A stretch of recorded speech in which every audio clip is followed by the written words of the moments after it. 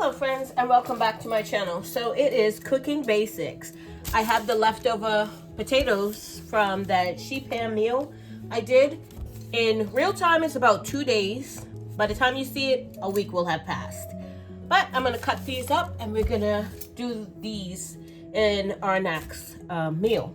So I just want to give you a couple of tips and tricks to stretch your meals, stretch meat specifically. Now I know a lot of things are going on right now, and I'm just trying to give you some ideas that you might not have thought of. So I've done this with beef, ground chicken, ground turkey, ground pork, pretty much anything ground I have done this with.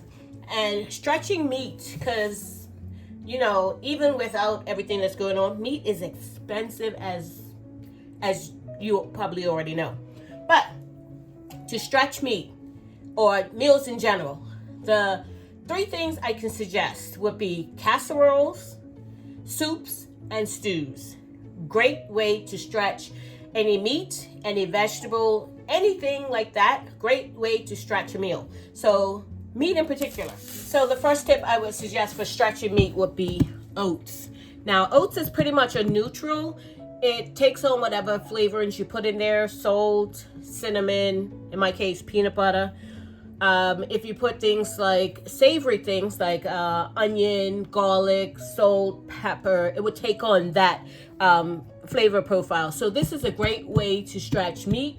If you don't have a lot of meat in the dish, put some oats in and it will take on whatever flavor profile you put in there. Curry. I did ground pork curry one time, and literally I put some of this and people could not even tell that it was oats in there to bulk it up. So oats is one thing I can suggest. This is just, I think this is like old-fashioned oats. I've used quick oats, old-fashioned oats.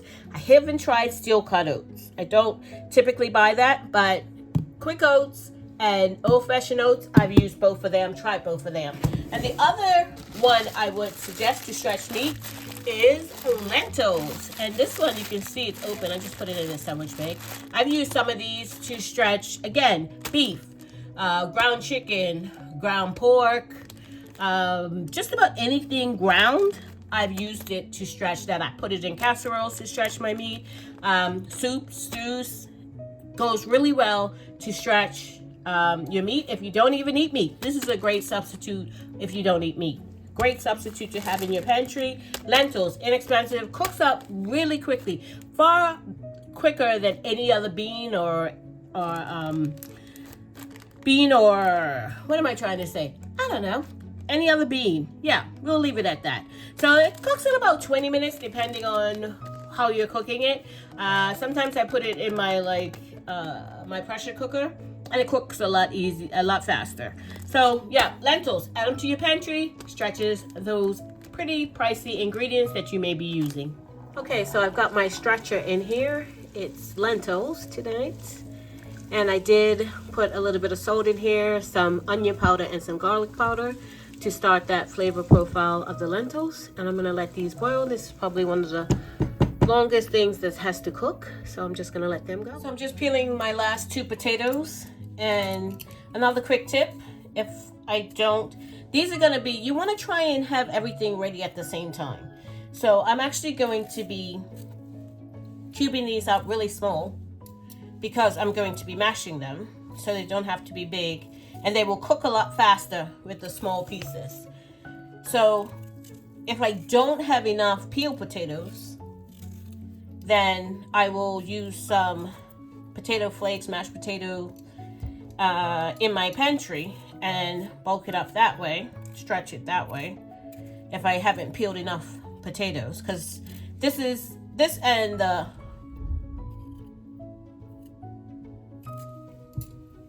okay, sorry about that. I don't know if you heard that just now. There was I guess there's a big dip in the road right in front of my house, and actually sounded like somebody struck somebody's car just now. Not that I park in the street, but it's happened before. Somebody hits that dip and loses control and strikes somebody's car that is parked in the road. Not that we park our vehicles outside in the front of our house, but that's what it sounded like. So I was like, what is going on? Okay, so back to the potatoes, stretching the potatoes. So I'm gonna cut these up really, really small. Wash them really good. Cut them up really small. And they'll probably take about 10 minutes. So while my lentils are actually cooking as well, I'll be cooking these and should be finished right about the same time. So no, the camera's not fooling you. If you can see that, some are white potatoes, some are yellow. And for me, it doesn't really matter. Actually, I think some of these might be red potatoes, but a potato is a potato to me. So unless I'm baking it or something like that, then I'll go with size. But yeah, I'm cutting that. See how much yellow this looks? Yeah, it's a yellow, or maybe it's a red potato. I don't know, but it's a potato. So I'm gonna cut them up really small so they cook a lot faster. And we're gonna get this on the stove to boil. So our lentils and our potatoes are pretty much done at the same time. And then I'll tell you what I'm actually making, because I haven't as yet. I've just told you how to stretch things. So I'm gonna tell you, put these on the stove, and tell you what I'm gonna be making. So I've got my potatoes on, boiling away, and I do have a top on it. It helps it cook a lot faster, so you're not,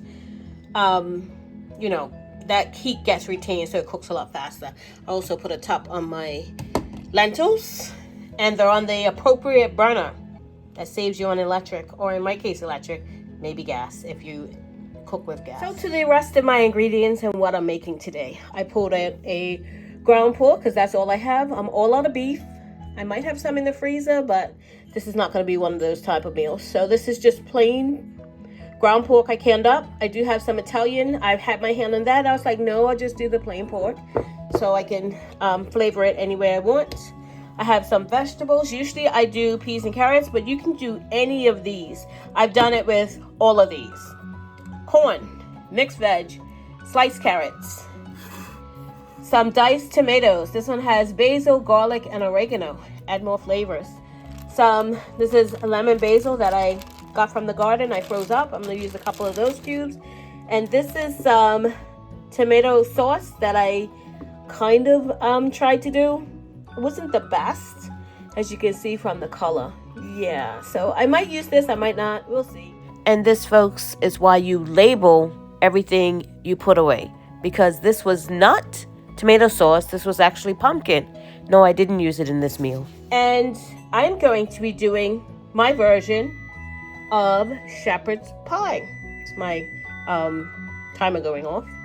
So yeah, we're gonna make shepherd's pie, another way to stretch your meals and be economical about it. Okay, so I'm gonna show you another trick. Sorry about all the steam, but I want to show you the potatoes are, I can stick a fork through them if I can skewer one. See, I got my fork through them, but they're not quite done. So what I'm gonna do is I'm gonna turn the burner off, so I'm not using any more electric, and I'm gonna put the top right on it. I don't want you to see my glare. So I'm gonna put the top right on it and let it sit for another maybe 10-15 minutes so it cooks all the way through without having to use additional electric. Okay, so the base for my shepherd's pie, this is not traditional. I don't always do this, but here lately I've been doing this because I like the consistency that it ends up at, and I don't have to bake it as long.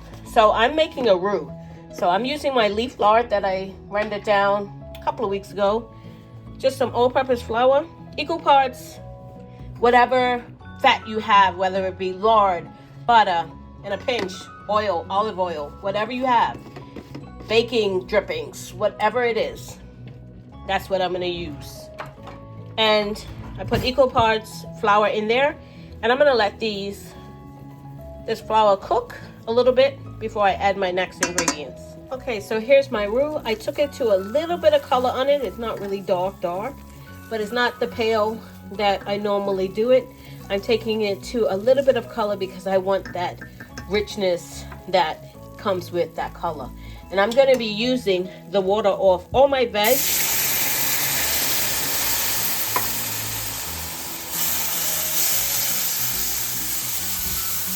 If I have any extra water in my fridge at this point that I've taken off veg during the week from other meals, I'm going to use that as well until I come to the consistency I want for this roux. Okay, so I'm adding in more water. And this is off the mixed veg that I'm going to put in. Sorry, it's so close. Trying to do this one-handed and look to see if I'm got you in frame. Yeah. I'm going to smooth this out a little bit more. And then I'm going to start adding in. You can always add water, broth, depending on what you're making, milk. I'm just adding in my spices. This is garlic. No, this is onion powder that I need to open up another container of. This is garlic. We like garlic. I would do like the whole garlic and just mince it up, but I'm trying to be quick, easy, and efficient today. And my friend doesn't necessarily have fresh garlic, nor would I want her to buy any, because it's probably really expensive, as everything is nowadays. So I'm going to add some more liquid. Get that in here. All my liquid I'm going to put in now. So I didn't have enough liquid, excuse me, coming off my veg. So I actually used some liquid that I boiled my lentils in. Why not? It's already seasoned with onion, salt, and garlic. Okay, so I couldn't find the garlic in the freezer that I know is in there, that I made from my garlic scapes earlier in the summer. So I'm just gonna go without it. I'm putting in the meat, if I can get it out of the jar. All the fat, everything's going in. I'm gonna get that in.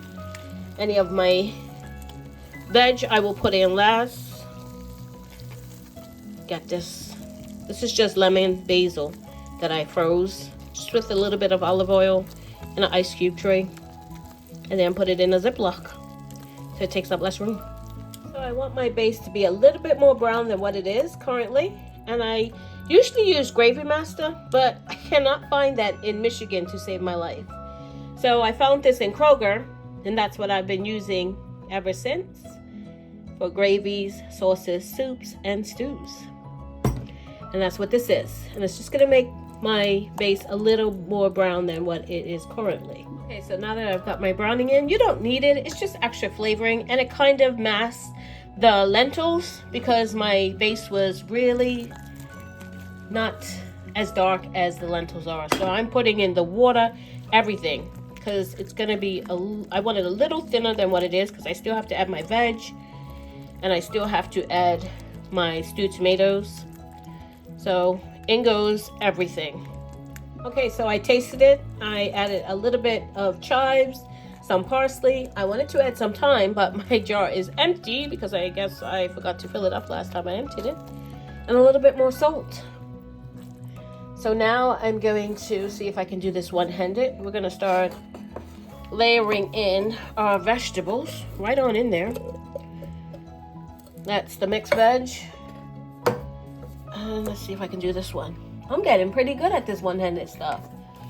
Peas and carrots. And this is what you want to use the most of. The thing that is the cheapest out of the ingredients you're making. In this case, it's the veg. You want to use more of that and less of the meat. And nobody will ever know. So I'm going to get this stirred in and into my baking dish. It's getting really, really full. But last but not least, my diced tomatoes are going in. And yes, I nearly forgot them before I was going to put it in my baking dish. But I remembered because they're sitting right here to my right. So that's how I remembered. So I'll get this stirred in. And I can't tell you how good this smells already. Okay, so here's my baking dish. It's a little bigger than 9 by 13. I think it's like 10 by 15 or something like that. I'm not exactly sure. I got this a couple of years ago. From Aldi's actually. Yeah, so I'm not exactly sure what the size of it is, and it kind of tapers in on the side, so it's about 10 by 15 or thereabouts.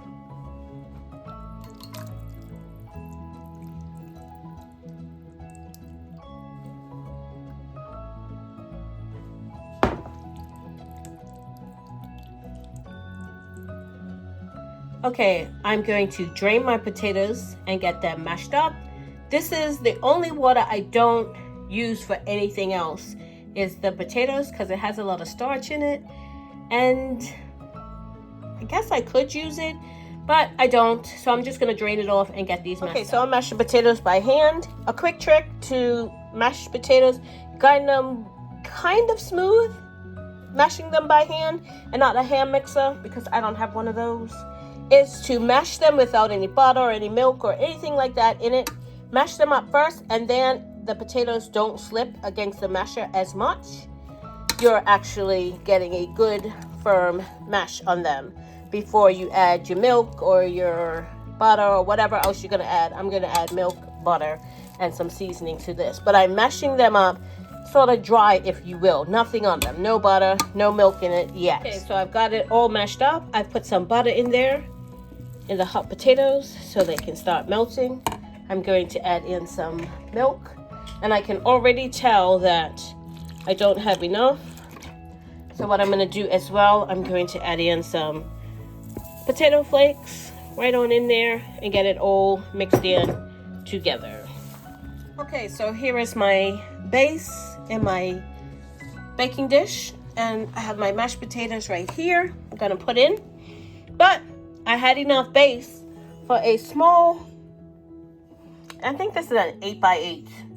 This probably won't feed us for a meal. This one will, and maybe like one person can have like lunch the next day, maybe. This one, I would have to put something else on the side, maybe another veg or maybe like rolls or something like that to stretch this. But I'm going to make a concerted effort to make enough for at least that meal and another meal, and at least have some leftovers, maybe. That's what I'm trying to do. So that's what this second one's going to be about. It freezes beautifully. I've done it before. Maybe I will bake this off with this one and just cool it and put it in the freezer for a later time, but we'll see. So I have my mashed potatoes here. I'm just going to scoop them on. I'm not going to be able to do this looking through the camera. So I'm just going to scoop them on and come back. I've got the potato on both of them. And before I put them in the oven, they absolutely 100% need some cheese. Yep. So I'm just going to sprinkle on a good portion of cheese onto them. And once again, I cannot do this looking at the camera and trying to coordinate with my hand. Yeah. So we're going to get the cheese on. So the cheese is on, and they're going to go into a 350-degree oven for about 30 to 45 minutes. I usually do an hour, hour and a half, but because I did the base so thick, they'll set up a lot faster. And you don't have to put the cheese on if you don't want to.